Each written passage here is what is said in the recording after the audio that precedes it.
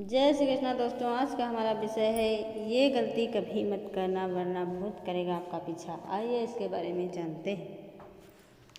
प्रेतों के विषय में विश्व में काफ़ी अनुसंधान और अन्वेषण होते रहते हैं, लेकिन भारतीय आर्य शास्त्र में जो वर्णन मिलता है वह इस प्रकार है। प्रेत शरीर वायवी होता है, इसलिए उन्हें किसी प्रकार का अवरोध नहीं होता। वे कभी भी कहीं भी प्रकट हो सकते हैं। जो जिस भाव के आवेश में प्रेत होता है उसका आचरण प्रेत योनि में वैसा ही होता है। प्रेत के उनके भाव होते हैं काम, क्रोध, लोभ, मोह, धन आदि का भाव प्रेत योनि में बना रहता है। धन लोभी प्रेत अपनी जीवित अवस्था में उपार्जित धन की ओर आंखें गड़ाए रहता है।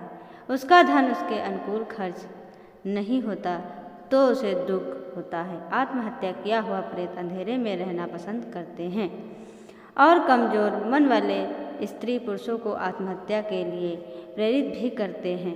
सब प्रेतों की प्रकृति एक सी नहीं होती। जो व्यक्ति स्थूल जगत में दुष्ट प्रकृति का रहा है और दूसरों को अपने कार्य व्यवहार से पीड़ा पहुंचाता रहा है, वह अकाल मृत्यु प्राप्त होने पर दुष्ट प्रेत की श्रेणी में पहुंच जाता है। भौतिक जीवन में जो व्यक्ति जैसा बुरा होता है, मृत्युपरांत जीवन में भी वह वैसा ही रहता है। सदाचारी व्यक्ति यदि किसी कारणवश प्रेत योनि को प्राप्त होता है तो वह अच्छा ही कर्म करता है।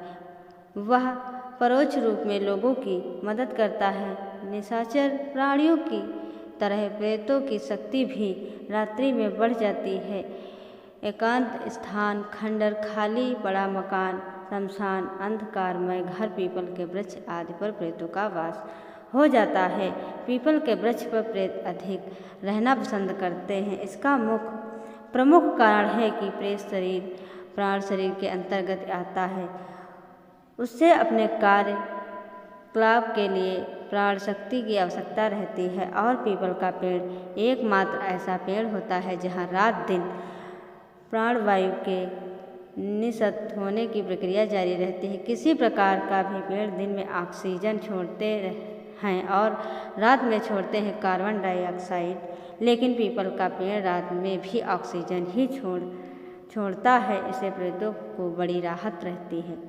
सब लोगों पर प्रेत का आवेश नहीं होता। दुर्लभ चिंतित वाले स्त्री पुरुषों पर ही अधिक देखने को मिलता है। पुरुषों से अधिक स्त्रियां अधिक प्रेताविष्ट होती हैं। प्रेत चाहे जीवित अवस्था में किसी भी भाषा का प्रयोग करता हो, लेकिन जिस पर अविष्ट होता है उसकी ही भाषा में बोलने लगता है। लेकिन कोई आवेशित व्यक्ति के मन पर अधिकार कर और उसकी जुबान को अपने मन मुताबिक यंत्र बनाकर बोलता है। कभी कभी देखा गया है किसी स्त्री प्रेतावेश होने पर वह पुरुष की तरह बोलने लगती है। मूर्ख पर आविष्ट होकर विद्वान प्रेत संसर्गत में बोलने लगता है। प्रेतों के भी अपने समूह और स्थान होते हैं जिन्हें 12 वे जा सकते हैं। केवल स्वप्न में के माध्यम से ही लोगों को देख सकते हैं।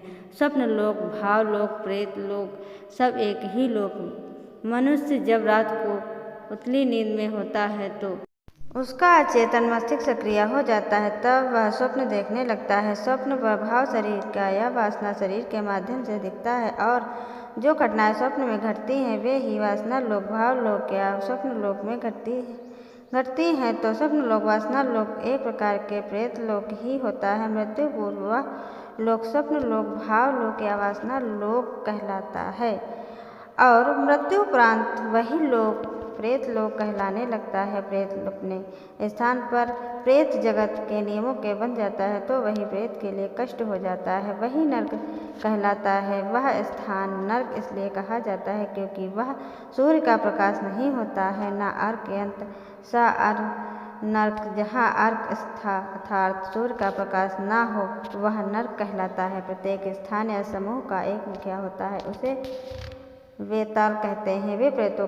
को घूमने, अंधकार प्रवेश करने से या किसी को कष्ट देने से रोकते हैं। अगर वे बात ना माने तो उन्हें वहाँ से विधान के हिसाब से दंड भी मिलता है। इस पृथ्वी लोक के से लगे हुए प्रेतलोक में हर स्थान पर लाखों करोड़ों की संख्या में प्रेतों का वास है। यदि वे प्रेतलोक के विधान का वे ताल ही देख रेख में पालन नहीं करेंगे तो हर दूसरा आदमी प्रेताविष्ट होता रहेगा, लेकिन ऐसा नहीं है।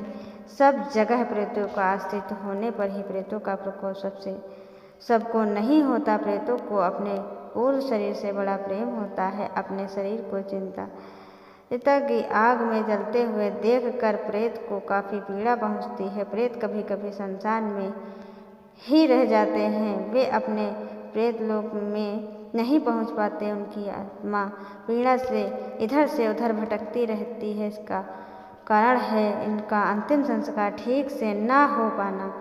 यदि अंतिम संस्कार में या 13वीं तक होने वाले शुद्धि और दशग्रास संस्कार से स्वप्न नहीं हुए हैं तो गता आत्माओं को बहुत कष्ट होता है और वे पीड़ा से इधर से उधर झटपटाती भटकती रहती हैं।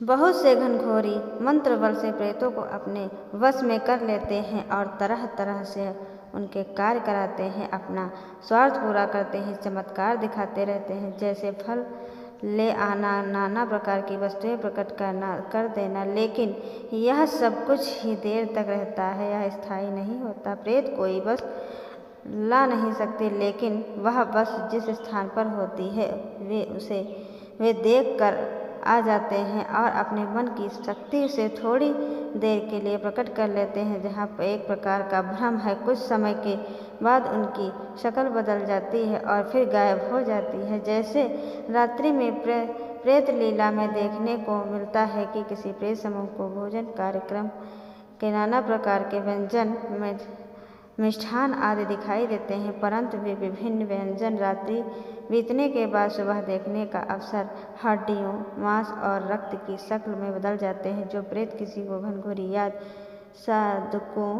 साधकों के अधिकार में होते हैं, वे मृतक होने के लिए हमेशा प्रयत्नशील साधक की थोड़ी सी भी सावधानी से वे उनके छूट कर सबसे पहले उन्हें ही अपना शिकार बनाते हैं। उनका गला दबाते देर नहीं लगती। उनको प्रेत को जिस वासना वेग में प्रेत योनि मिलती है, उसके सहज मुक्ति नहीं मिलती, बहुत समय लगता है। कामांध प्रेत काम क्रिया देखने में या काम क्रीड़ा का हिस्सा बनने में ही रुचि लेते हैं।